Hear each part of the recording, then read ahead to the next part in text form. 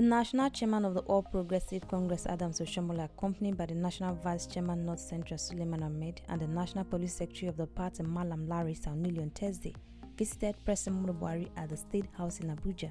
The visit, according to Shiomhole, was to congratulate the president on the 2019 accomplishment and also commend him for the renewed hope has captured in the New Year message that was delivered to Nigerians.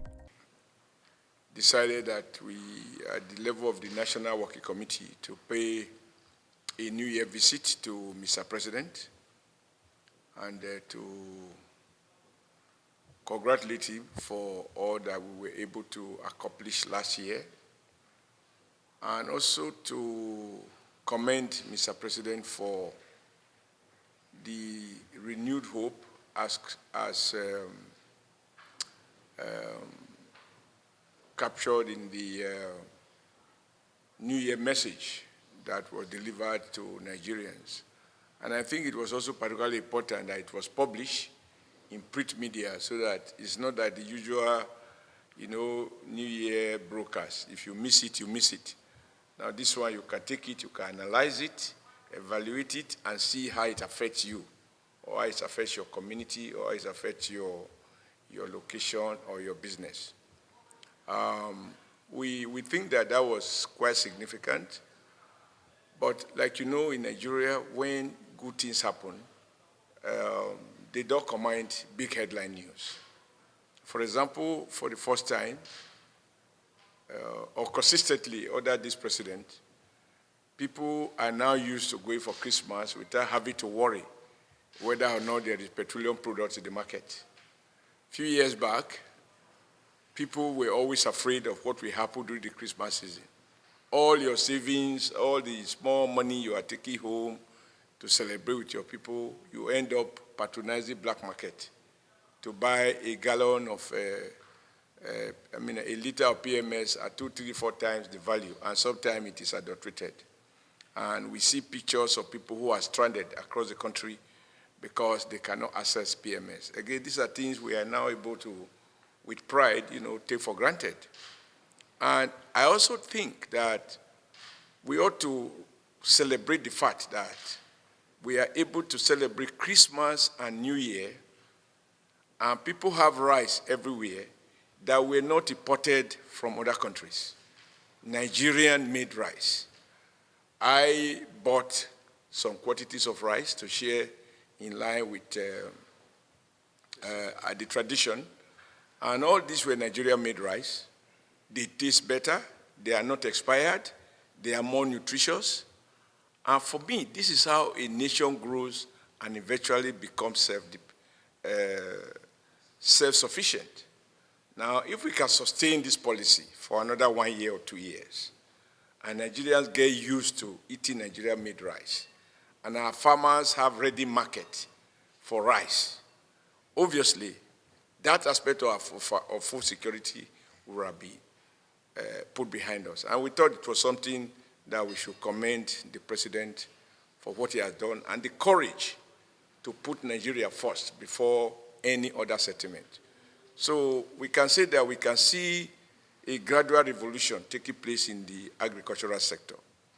We also thought that, given the reaction of some of opposition, to reassure Mr. President that there was nothing wrong, and we are indeed happy with the New Year message to Nigerians, because the responsibility of every leadership is to inspire hope.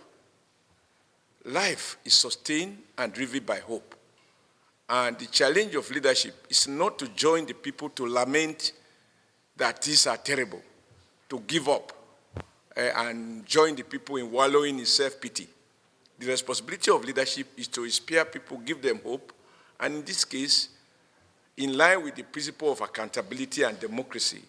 Democracy is not just about voting and everybody goes to sleep. It's about the leadership explaining periodically what he is doing, what he's going to do differently, and what he hopes to accomplish within a given time. And I think that is what the President New Year message sought to do. And I'm surprised that there are people who wonder why should the president reassure Nigerians that he's not going to do third term. because third term was planted by PDP, it is still in the subconsciousness of most Nigerians that the first Nigeria president tried to do third term, empty the treasury to bribe members of the National Assembly, and since that president left, thanks to the National Assembly, no any other president has done 8 years in office. You recall that President Yaradua, unfortunately, has since joined his ancestors. And President Jonathan did 6 years. So by the special grace of God, this will be the first president who, we pray, will do the 8 years complete in line with the provisions of the Constitution. And because there's a level of idleness within a section of the political class, people can sponsor all kinds of publications as to give doubt whether or not president is planning to stay longer. And I think his decision that at every point he needs to remind Nigerians he is not about to do what a PDP president did. For me, it is necessary. In any case, it costs us nothing other than reassurance, I'm leaving. But then he went on to say, between the last electoral act and all the elections that have been conducted, a couple of lessons have been learned. Listening and evaluating judicial pronouncement on election petition tribunals, there are clear lessons to be learned. And the president has said, even as I'm not going to contest again, I owe this country obligation to clean up the electoral process based on observed gaps and weaknesses here and there, so that I'll be leaving behind a legacy of free, fair, and credible elections. That anybody will find fault with that, again, it can only happen by people who have not overcome the fact of their defeat, after 60 years of misrule. So we came essentially to assure the president that most well-meaning Nigerians are with him. They appreciate the hope, and the challenge now is to work hard to ensure that all of those promises that he has made, he will deliver in 2020, that we keep our word, because our word must be our bond with the people of Nigeria. And as a party, we are conscious of the fact that it is the performance of this president and of this government that will be the basis for approaching the electorate in 2023. And so we are clear that all our creative energy, whatever opinion, advice, observation that we have, all members of APC, rank and file and leadership level, must find time to reflect and contribute ideas on how to ensure that by this time, 2021, we will be able to look back and say, President said, I will deliver on X, Y, Z. At the end of the day, he did. And then we have a message for 2021. I think this is how nation grows. There's always a time lag between when decisions are taken and when they mature. And the responsibility of leadership is to be able to carry the people along as you commence the process of rebuilding the country in our shared commitment to take Nigeria to the next level. This is the summary of our visit to Mr. President. Speaking on the pressure to resign aided by some members of the party due to the feud between Obaseki, the APC chieftain noted it's only a good tree that attracts stone, adding he has done excellently for the party. The president has a lot of humor. We discuss it, and just like we also said, and I think the media is part of it, good news don't command headlines. I have never seen a headline that says there was no fuel scarcity anywhere in Nigeria this season. And then they bring back pictures of Jonathan era, of Obasanjo era, where people were crying, middle of the road, they are stranded, there is no fuel, or they bought adulterated fuel and their car knocked. And I see TV cameras interview people, how do you feel? And you see little children who have been sleeping on the road. You don't get those. Why? Because good news are not supposed to be marketed, unfortunately. But we have a duty as government to market good news. People already will want to amplify the bad news. But when there's good news, we should do so. Number two, there are a lot of parts of the country that people could not drive during this last rainy season. And thanks to the federal government and the Honorable Minister of Works, let me speak, for example, the road between Benin and Auchi, my own local government. Just 3 months back, 4 months back, it can take you 5-6 good hours from Benin to Auchi, such that when I get to Benin, I'd rather fly back to Abuja, rather go and see my old mother in the village. But this last week, I drove from Benin to Auchi, and it took me only 2 hours. But you know, you are not going to find camera people showing that. You know,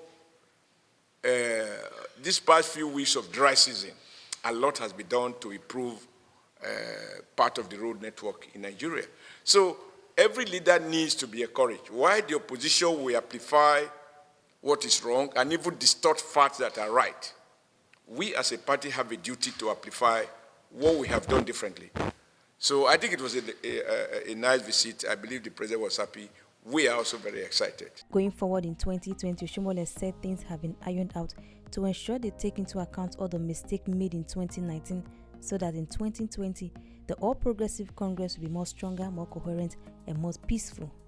Well, you know, I always say that, and I'm sure you also know this proverb, that it's a tree that bears fruit that attracts stone. You hardly can see people throwing stone at a dry palm tree. But if you see a mango tree, when it is in season, just watch. People pass it, they will throw stone at it. So I think that is my lot, you know. But my report card is also very, very clear. And I think you, my comrades, you help to also interrogate the process. How is the performance of a national working committee? How should it be evaluated of a political party?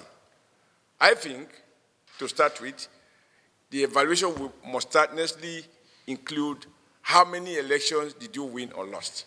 Last week or 2 weeks ago, we saw the British Labour Party leader saying he accepts responsibility for the crushing defeat that the Labour Party suffered under his leadership, and offered, in principle, having accepted responsibility, that he will not lead the party to the next election. So he's going to resign, because under his leadership, the party lost. Was rejected by the British electorate.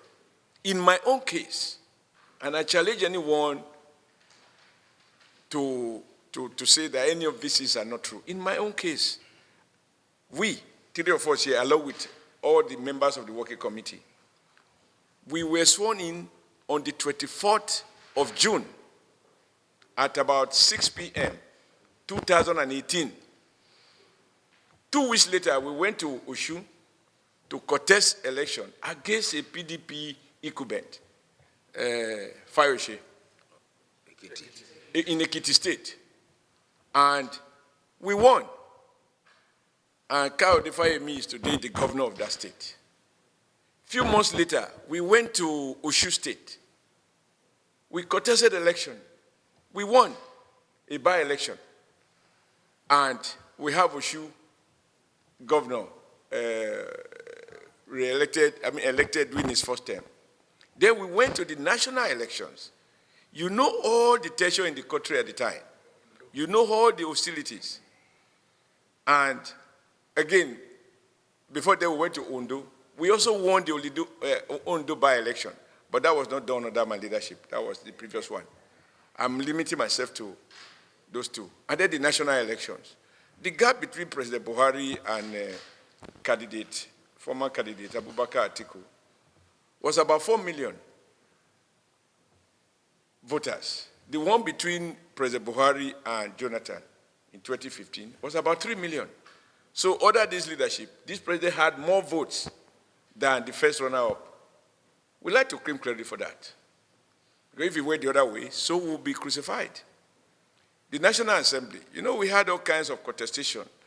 Do we give them ticket? How, you know, because the opposition was determined to turn APC to minority in the 2 chambers of the National Assembly.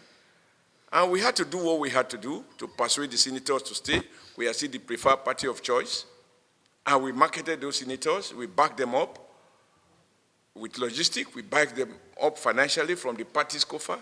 And at the end of the day, I'm proud that we won more Senate seats and we won more House of Rep seats. But even more outstanding, if you ask me, is that we also had majority in 2015, but the party didn't have the capacity to manage its majority creatively and make the best out of it. The result was that you had a Senate president that was of APC and a deputy Senate president from PDP, even when APC has clear-cut majority, because we could not manage our numbers. This year, or last year, you will bear witness to the fact that we did our homework, we carried out extensive consultation, extensive persuasion and negotiation with the members of the National Assembly, and the party zeroed on